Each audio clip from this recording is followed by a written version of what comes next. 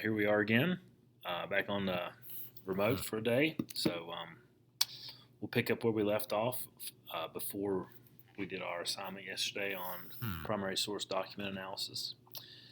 If you haven't got that finished, make sure you get that completed, as the end of the semester is Monday. So we'll go ahead and pick up where we left off with Unit 4. And I do believe we are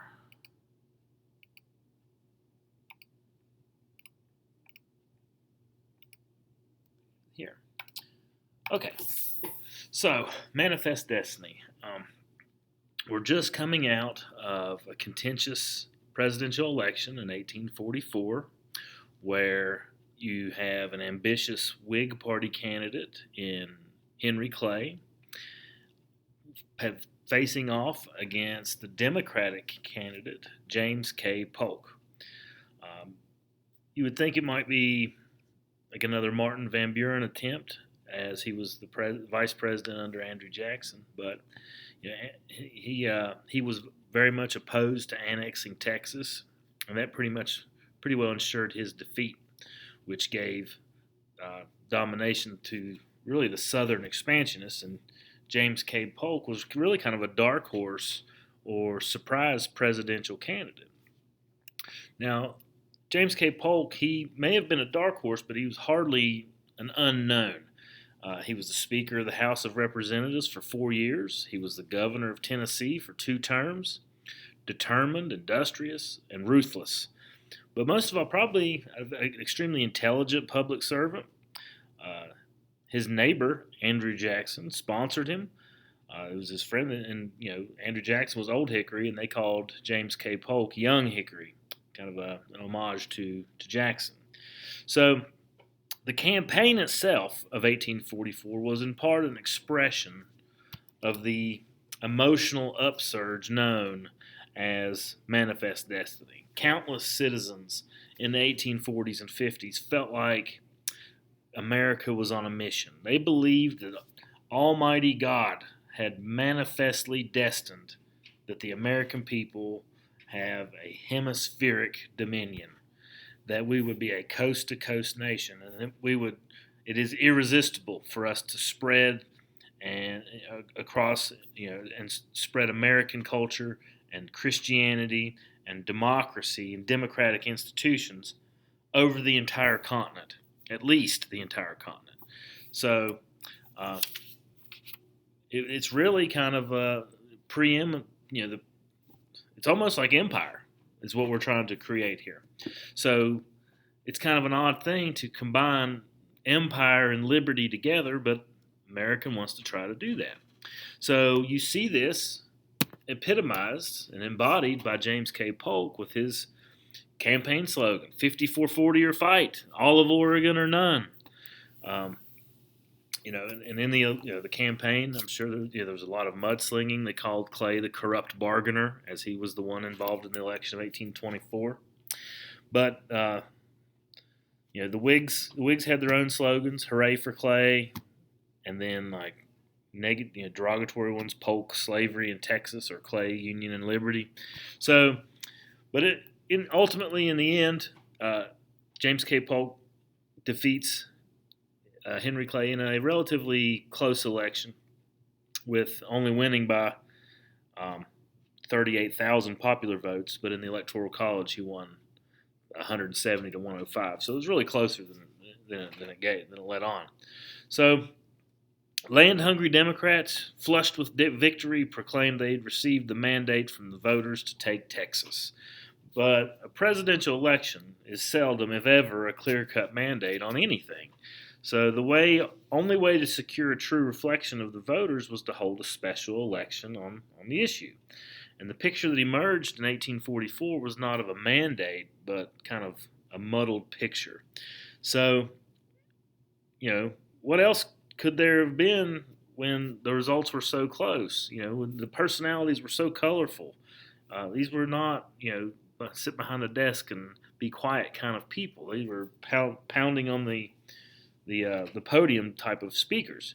So especially when there's so many problems and issues. The issues were so numerous: Oregon, Texas, the tariff, slavery, the Bank of the United States, internal improvements. Yet, the it's still unclear as to what the future was going to hold. So, James K. Polk, young Hickory, not was not a very impressive figure physically. He was of middle height. He was about 5'8", lean, white-haired. He wore it pretty long. Gray-eyed, stern-faced. He took life seriously, and because of the seriousness with which he lived, it really kind of drove him into an early grave. He died pretty young. But his burdens were increased by an unwillingness to delegate authority. He was a micromanager to the extreme. He wanted his fingers in every pie. So, but it wasn't that he was incompetent. He was highly intelligent. He was methodical and hardworking. He wasn't necessarily a genius, but shrewd, contentious, conscientious, persistent, stubborn, and narrow-minded in his own beliefs. And he knew what his goals were, and one of his goals was a lowered tariff. And during his presidency, he had the tariff lowered about 7%, from 32% to 25%, with this strong support of Southerners, because the tariff was not beneficial to Southerners. It benefited Northern manufacturers. A second objective of Polk was the restoration of an independent treasury. And a lot of pro-bank Whigs in Congress raised up a storm of opposition to this, but eventually victory was last rewarded to the president's efforts when he was able to restore an independent treasury. He also wanted to acquire California and to settle the Oregon dispute. Now remember, his campaign pledge was 54-40 or fight, all of Oregon or none. So reoccupation of the whole of Oregon, which he had promised, rapidly cooled off, especially after Texas had been annexed. So Polk, a Southerner himself, had really no intention of fulfilling his campaign promise of 54-40 or fight, but he did feel bound to at least hear offers from his predecessors or from London. So he compromised with the British government at the 49th parallel, which is the current, as you can see here, this is the current border between the United States and Canada today. So, it's really an olive branch in that sense, and that's fine. We really didn't want to get involved in England. So, but why is it when we would be willing to compromise and settle and cede a significant portion of land to the British, yet we're going to take all of Texas and really don't care what the Mexican government thinks? Well, the answer to that's pretty simple. It has to do with racism.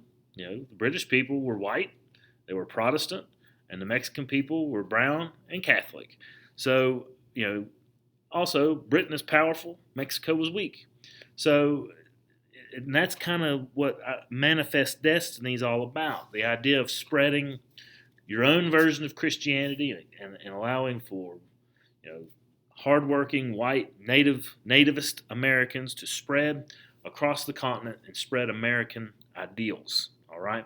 So there's certainly an aspect of racism toward it, and fear of differing religions.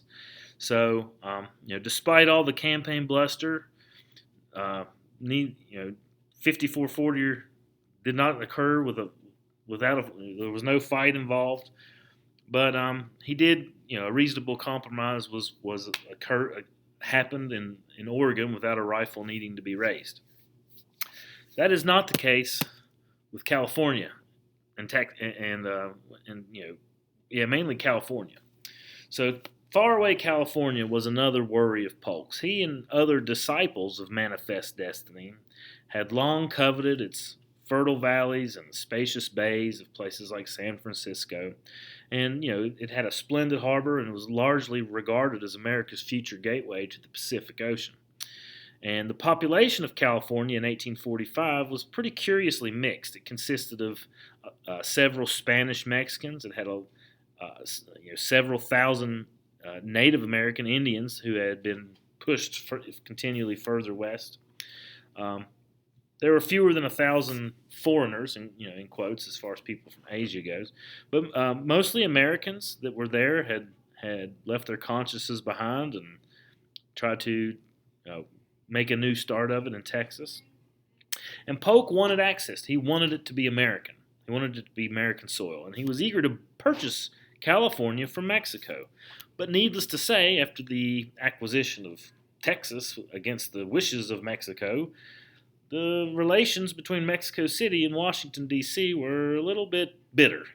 So, among other friction points, the United States had claims against the Mexicans for some $3 million in damages to American citizens and their property.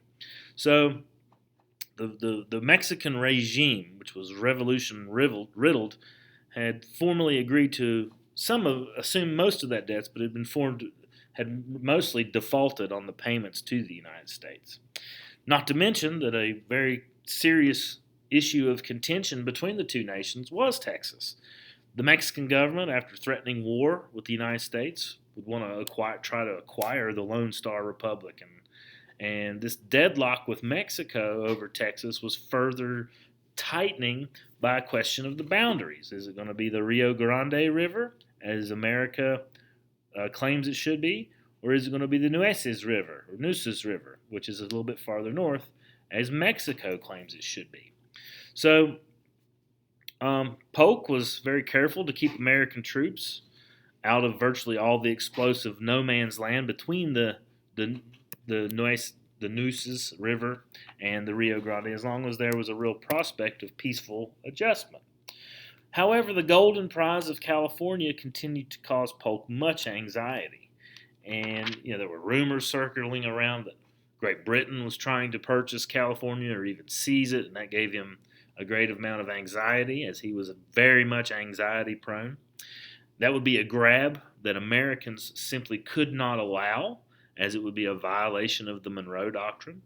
So, in a last throw of the dice, President Polk dispatches an envoy to Mexico City named John Slidell. He was a Spanish-speaking American and future ambassador for the United States.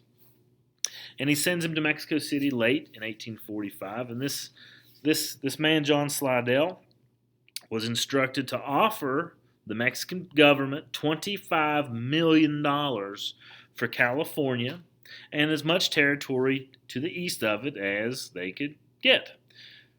But the proud Mexican people would not even permit Slidell to present this insulting proposition. I can see it that way. How would you like it if Canada came down and said, hey, we would like to buy Maine from you, or we want to buy the state of Washington, just because it's awesome, it's great, and we would like to have it? Well, no, it's insulting. That is our land. It is our territory, and we have no desire to sell it. And that was kind of how Mexico perceived the would-be proposition from John Slidell. So now James K. Polk is extremely frustrated, and he feels like he needs to have a show of force.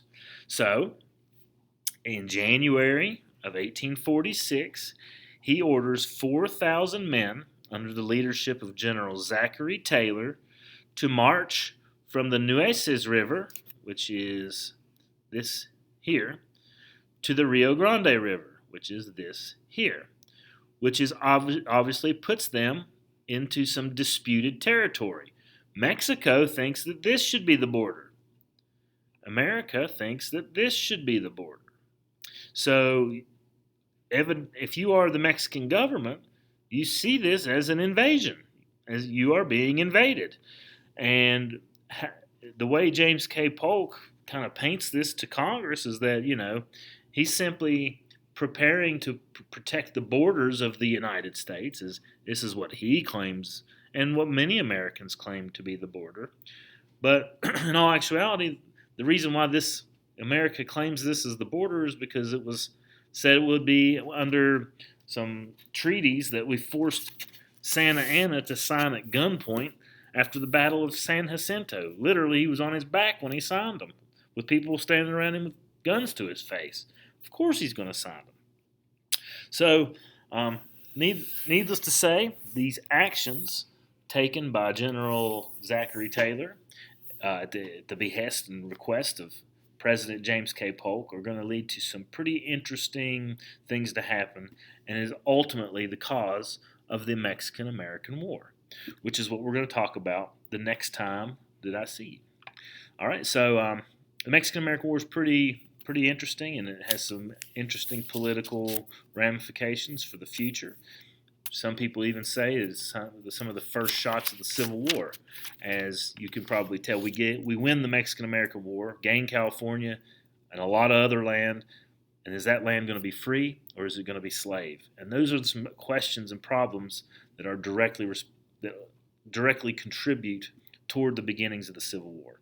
So, if you have any questions, you can ask me through Schoology, or you can get in touch with me through call the school, whatever you want to do, and I'm here to help you and serve you.